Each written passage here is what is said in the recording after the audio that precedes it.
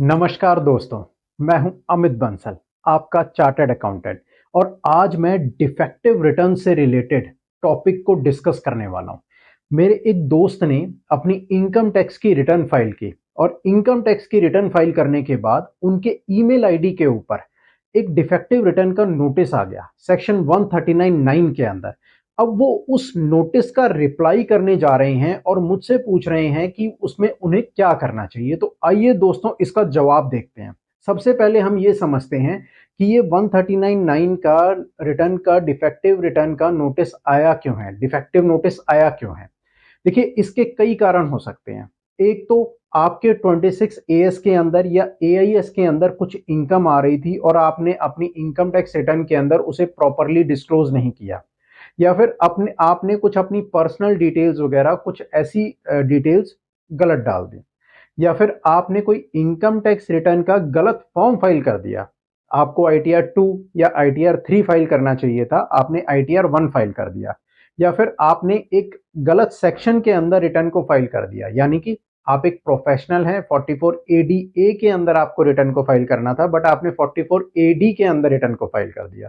तो इस तरह के बहुत सारे रीजंस हो सकते हैं जिसकी वजह से आपकी रिटर्न डिफेक्टिव रिटर्न के अंदर आ सकती है। तो जब आप इसका रिप्लाई करने जाते हैं तो सबसे पहले तो उस डिफेक्ट के बारे में समझिए, वो डिफेक्ट आया किस चीज का है। अगर आपको वो डिफेक्ट क्लियर हो गया तो उसका फिर सॉल्यूशन निकल आएगा।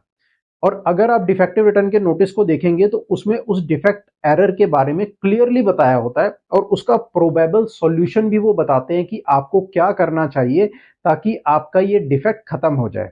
और अगर आपको लगता है कि वो डिफेक्ट सही नहीं बताया हुआ है, नोटिस के अंदर वो डिफेक्ट सही नहीं लिया हुआ है, तो आप अपने नोटिस के रिप्लाई में डिसएग्री भी कर सकते हैं उस चीज से।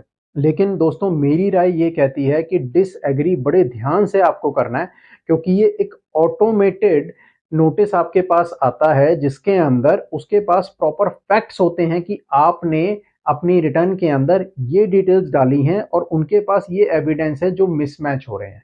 तो आपको अगर डिसएग्री करना है तो यू मस्ट बी 100% श्योर कि आप सही हैं और डिपार्टमेंट ने आपको डिफेक्टिव रिटर्न का गलत नोटिस भेज दिया।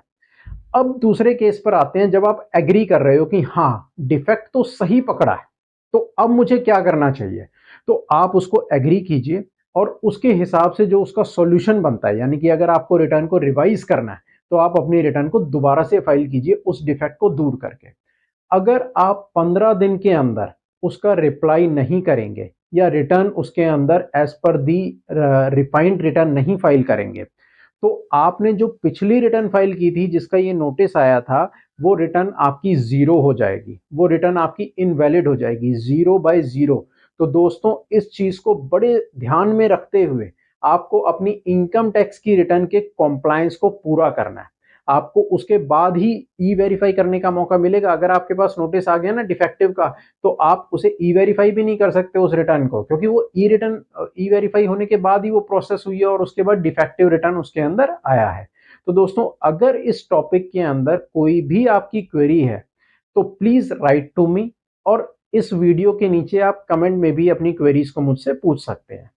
आई होप कि ये वीडियो आपको समझ आई होगी और ये इन्फॉर्मेशन आपके लिए काफी यूजफुल रही होगी। Thank you.